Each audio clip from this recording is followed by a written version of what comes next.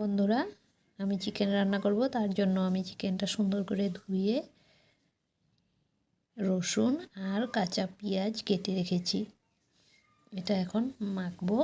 তার জন্য হলুদ দেব, আর এখানে রয়েছে ধনের গুঁড়ো, জিরের গুঁড়ো, যে নুন, আর এই রইল তেল। তারপর এখানে দেখো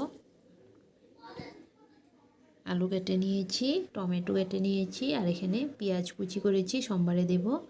আর এখানে রয়েছে আদা, এই যে আদা, পেঁয়াজ, কাঁচা লঙ্কা সব পেস্ট করে নেব।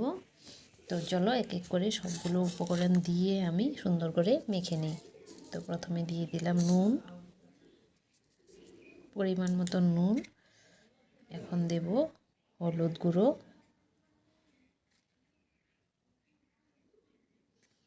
দেব ধনের গুঁড়ো,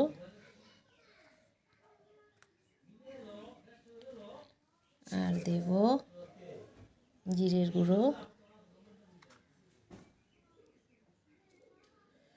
এখন দেব কাঁচা তেল,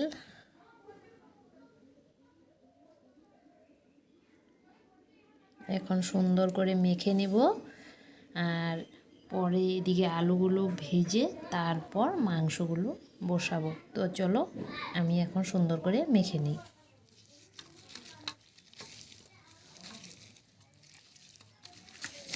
আর এই পেস্টটা পরে দেব, আমি এখন দেব না, কারণ কাঁচা লঙ্কা আছে, আর কাঁচা লঙ্কা থাকলে আমার না হাত খুব জ্বালা করে, তাই আমি পরে দেব। এটা মেখে নিই প্রথমে, ওইটা উপরে দিয়ে দিব, আর মাখবো না।